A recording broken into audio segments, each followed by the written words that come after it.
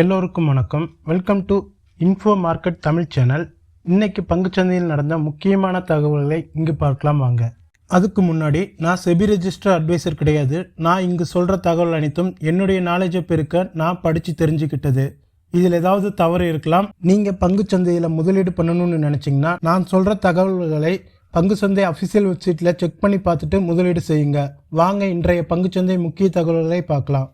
இன்று July 20 gold, silver மற்றும் டாலருக்கு எதிரான இந்திய ரூபாயின் மதிப்பு பற்றிய அப்டேட். முதலில் gold update. 24 carat gold 1 gram 10,004 ரூபாய். 22 கேரட் கோல்டு 1 கிராம் 9,174 ரூபாய். அடுத்து சில்வர் பற்றிய அப்டேட். 1 கிராம் சில்வர் 116 ரூபாய். 1 கிலோ சில்வர் 1,16,000 ரூபாயாக உள்ளது. டாலருக்கு எதிராக இந்திய ரூபாயின் மதிப்பு ஒரு டாலர் 86 ரூபாய் 19 பைசாவாக உள்ளது. HDFC Q1 ரிசல்ட் பற்றின ஒரு அப்டேட். HDFC நெட் ப்ராஃபிட் 12% உயர்ந்து 18,155 கோடியாக உள்ளது. இது போன வருடம் 16,175 கோடியாக இருந்தது. Cross NPA 1.40%. 2024 ஜூன் காலாண்டில் 1.33%. Net NPA 0.47%. 2024 ஜூன் காலாண்டில் 0.39%. 2025 மார்ச் காலாண்டில் 0.43% இருந்தது. ஆப்ரேட்டிங் எக்ஸ்பென்சஸ் 17,434 கோடி. இது போன வருடத்தை காட்டிலும் 4.9% உயர்ந்துள்ளது. காசா ரேஷியோ 33.9%. இது போன வருடம் 38.2% இருந்தது. இவங்க போர்டிலிருந்து போனஸ் மற்றும் டிவிடெண்ட் வழங்குவதாக அறிவிப்பு வெளிவந்திருக்கு. 1:1 ரேஷியோவில் போனஸ் தராங்க. இதோட ரெக்கார்ட் டேட் ஆகஸ்ட் 27, 2025. 5 ரூபாய் இன்கம் டிவிடெண்டாக தராங்க. இந்த டிவிடெண்டுக்கான ரெக்கார்ட் டேட் ஜூலை 25, 2025. அடுத்து ICICI bank Q1 result update. ICICI bank net profit 15.5% உயர்ந்து 127.68 பில்லியனாக உள்ளது. இது பொருளாதார வல்லுநர்கள் எதிர்பார்த்ததை விட அதிகம். பொருளாதார வல்லுநர்கள் எதிர்பார்த்திருந்தது 120.24 பில்லியன். இதன் நெட் இன்ட்ரெஸ்ட் இன்கம் 10.6% உயர்ந்து 216.35 பில்லியனாக உள்ளது. லோன் புக் க்ரோத் 12% உயர்ந்துள்ளது. இதில் பிசினஸ் லோன் மட்டும் 29.7% உயர்ந்துள்ளது. Net interest margin 4.3%. இது போன வருடத்துடன் ஒப்பிடும்பொழுது சற்று குறைவு. 2023 ஜூன் குவார்ட்டரில் 4.36%. 2024 மார்ச் குவார்ட்டரில் 4.41%. சமீபத்தில் RBI வெளியிட்ட வட்டி வீழ்ச்சி நடவடிக்கையால் இந்த வருடம் நெட் இன்ட்ரெஸ்ட் மார்ஜின் குறைந்துள்ளது.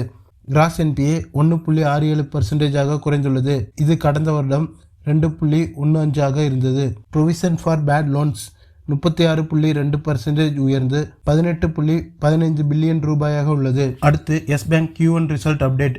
எஸ் பேங்க் நெட் ப்ராஃபிட் 59% உயர்ந்து 801 கோடியாக உள்ளது. இது போன வருடம் 502 கோடியாக இருந்தது. இன்ட்ரெஸ்ட் இன்கம் 1.6% குறைந்து 7,596 கோடியாக உள்ளது. இது போன வருடம் 7,719 கோடியாக இருந்தது. அதர் இன்கம் 1,752 கோடியாக உள்ளது.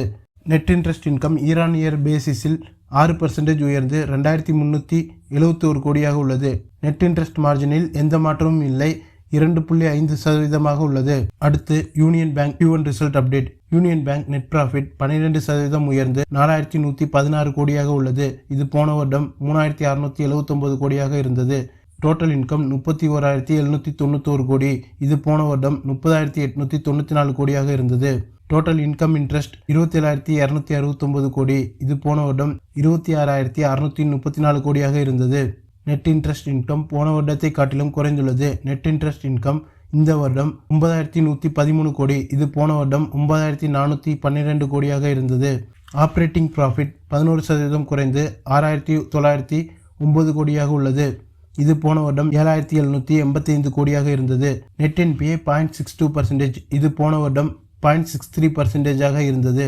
விப்ரோ நிறுவனம் பற்றிய ஒரு முக்கியமான அப்டேட். விப்ரோ நிறுவனம் 2 லட்சம் ரூபாய் நஷ்டஈடு வழங்க வேண்டும் என டெல்லி உயர்நீதிமன்றம் தீர்ப்பு வழங்கியுள்ளது.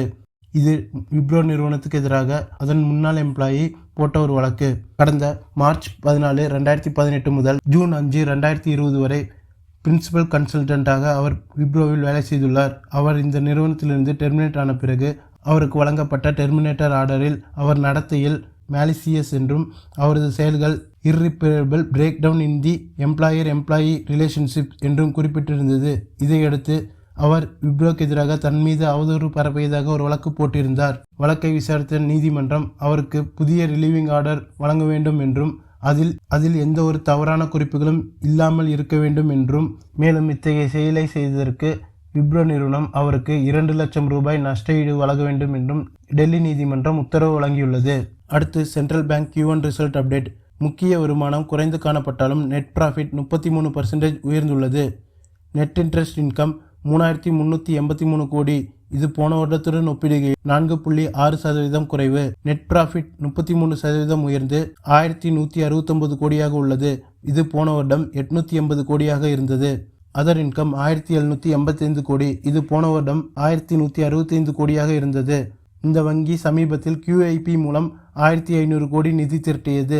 இதில் LIC மட்டும் 238 கோடி முதலீடு செய்துள்ளது. இன்னைக்கு நான் சொன்ன இன்ஃபர்மேஷன் உங்களுக்கு பயனுள்ளதாக இருக்கும்னு நினைக்கிறேன். பயனுள்ளதாக இருந்துச்சுன்னா இந்த வீடியோவை லைக் பண்ணிவிட்டு எங்கள் சேனலை சப்ஸ்கிரைப் பண்ணிக்கிங்க. தேங்க்ஸ் ஃபார் வாட்சிங்.